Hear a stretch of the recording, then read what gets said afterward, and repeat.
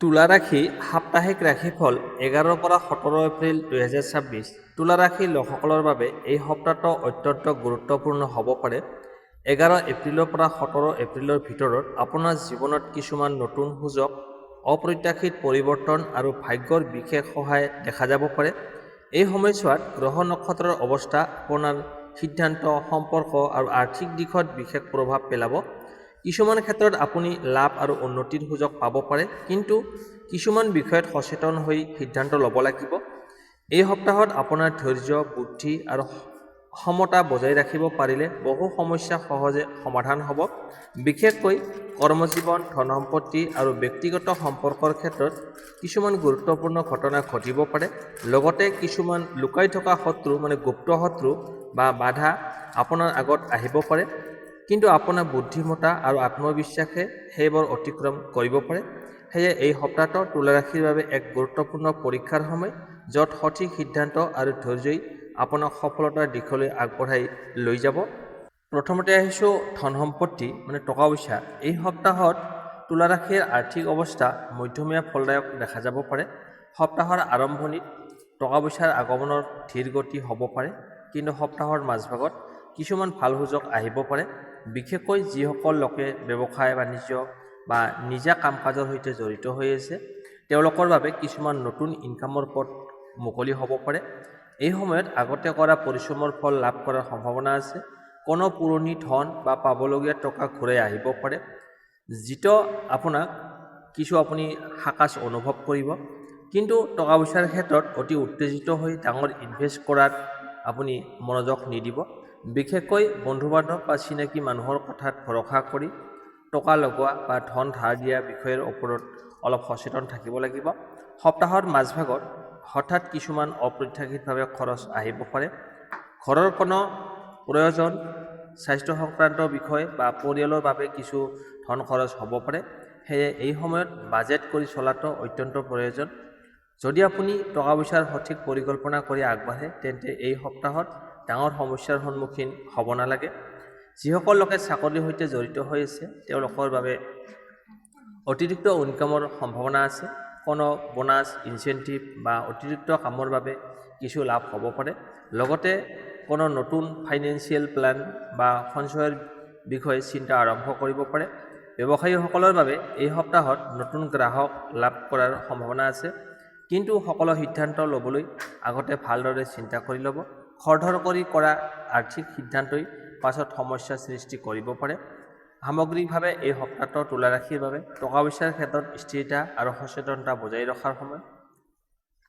ধনৰ আগমন থাকিব, কিন্তু খৰচো থাকিব।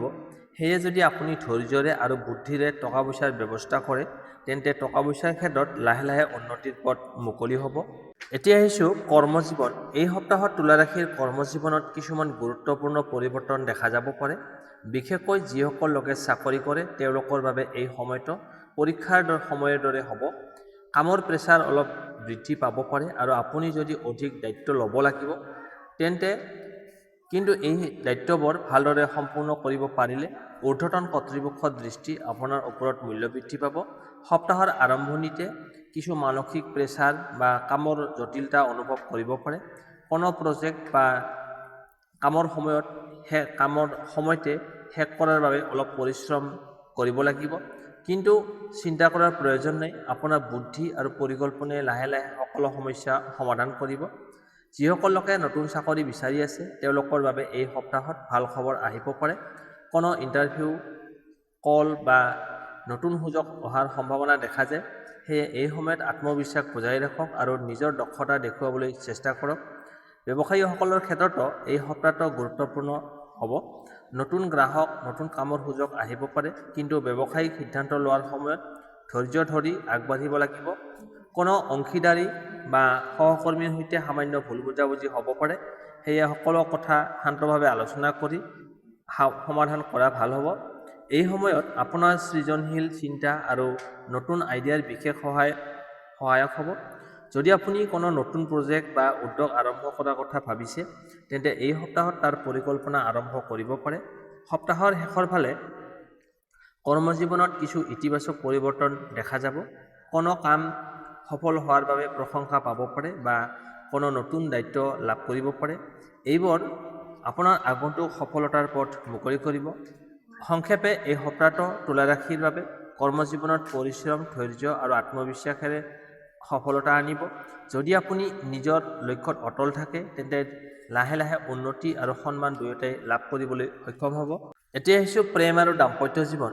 এই সপ্তাহত তুলা ৰাশিৰ প্ৰেম আৰু দাম্পত্য জীৱনত মধ্যমীয়া কিন্তু গুৰুত্বপূৰ্ণ অভিজ্ঞতা দেখা যাব পাৰে। যিসকল লোকে প্ৰেমৰ সম্পৰ্কত জড়িত হৈ আছে তেওঁলোকৰ বাবে এই সময়ত অনুভূতি অলপ গভীৰ হ'ব পাৰে। আপুনি আপোনাৰ প্ৰিয়জনৰ সৈতে অধিক সময় কটাবলৈ ইচ্ছা কৰিব আৰু সম্পৰ্কটো আগবঢ়াবলৈ নতুন চিন্তা কৰিব পাৰে। কিন্তু সপ্তাহৰ আৰম্ভণিতে কিছুমান সামান্য ভুল বুজাবুজি বা মনোমালিন্য হ'ব পাৰে। বিশেষকৈ কথা কোৱাৰ ধৰণ আৰু কোনো সৰু বিষয়ৰ বাবে তৰ্ক হোৱাৰ সম্ভাৱনা আছে। এই সময়ত ধৈৰ্য ধৰি আৰু শান্তভাৱে কথা ক'লে সম্পৰ্কটো পুনৰ মজবুত হৈ উঠিব। যিসকল লোকে অবিবাহিত তেওঁলোকৰ নতুন প্ৰেমৰ সন্ধানত আছে তেওঁলোকৰ বাবে এই সপ্তাহত নতুন কাৰোবাৰ সৈতে চিনাকি হোৱাৰ সম্ভাৱনা দেখা যায়। বন্ধুত্বৰ মাজেৰে কোনো বিশেষ অনুভূতি জন্ম ল'ব পাৰে। সেয়ে এই সময়ত নিজৰ মন মুকলি ৰাখক আৰু ভাল সুযোগক স্বাগতম জনাওক। বিবাহিত লোকসকলৰ বাবে এই সপ্তাহত পৰিয়াল আৰু দাম্পত্য জীৱনৰ ওপৰত অধিক মনোযোগ দিব লাগিব। জীৱনসংগীৰ সৈতে সময় কটোৱা, কথা বতৰা কৰা আৰু পৰস্পৰৰ অনুভূতি বুজি লোৱাটো খুব গুৰুত্বপূৰ্ণ হ'ব। যদি কোনো দিনৰ পৰা আপোনাৰ কিছুমান ভুল বুজাবুজি চলি আছিল তেন্তে এই সপ্তাহত সেইবোৰ সমাধান কৰাৰ সুযোগ পাব পাৰে। সপ্তাহটোৰ মাজভাগত জীৱনসংগীৰ পৰা সহায় বা সমৰ্থন লাভ কৰিব পাৰে যিটো আপোনাৰ মনোবল বৃদ্ধি কৰিব। একেলগে কোনো ভ্ৰমণ, আউটিং বা বিশেষ সময় কটোৱাৰ সুযোগ আহিব পাৰে যিয়ে সম্পৰ্কটো আৰু অধিক মজবুত কৰিব।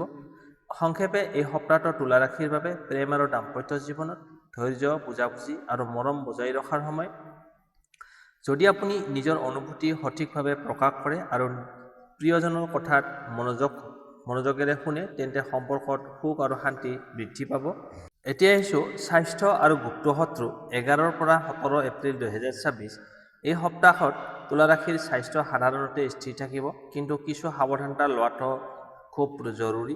বিশেষকৈ মানসিক চাপ বা অতিৰিক্ত চিন্তাৰ বাবে দেহত ক্লান্তি বা শক্তি হ্ৰাস অনুভৱ হ'ব পাৰে। কামৰ প্ৰেছাৰ বেছি থাকিলে সময়মতে বিশ্ৰাম লোৱা আৰু নিজৰ দেহৰ যত্ন লোৱাটো খুব প্ৰয়োজন। এই সময়ত অনিয়মিত খাদ্যৰ অভ্যাস বা টোপনি কম হোৱাৰ বাবে কিছুমান সৰু সমস্যা দেখা দিব পাৰে যেনে মূৰৰ বিষ, গাৰ বিষ, পেটৰ অসুবিধা দেখা দিব পাৰে। সেয়ে নিয়মিত সময়ত আহাৰ খোৱা, পৰ্যাপ্ত পৰিমাণে পানী খোৱা আৰু অলপ ব্যায়াম কৰা আপোনাৰ বাবে লাভজনক হ'ব পাৰে।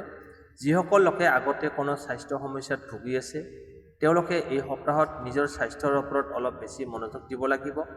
সময়মতে ডাক্তৰৰ পৰামৰ্শ লোৱা বা নিয়ম মানি চলাটো ভাল।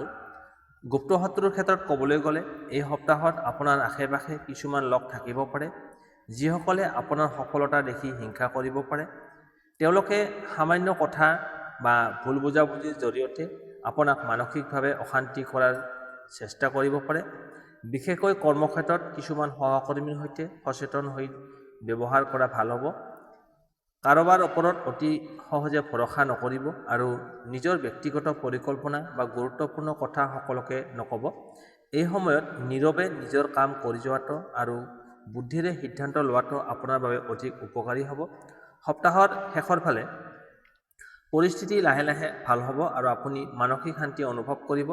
যদি আপুনি নিজৰ স্বাস্থ্যৰ যত্ন লয় আৰু নেতিবাচক মানুহৰ পৰা অলপ দূৰত থাকে তেন্তে এই সপ্তাহটো সুৰক্ষিতভাৱে পাৰ কৰিবলৈ সক্ষম হ'ব। তুলা ৰাশি। এতিয়া আহিছোঁ শুভ তাৰিখ, শুভ সংখ্যা, শুভ ৰং আৰু প্ৰতিকাৰ। 11 পৰা 17 এপ্ৰিল 2026।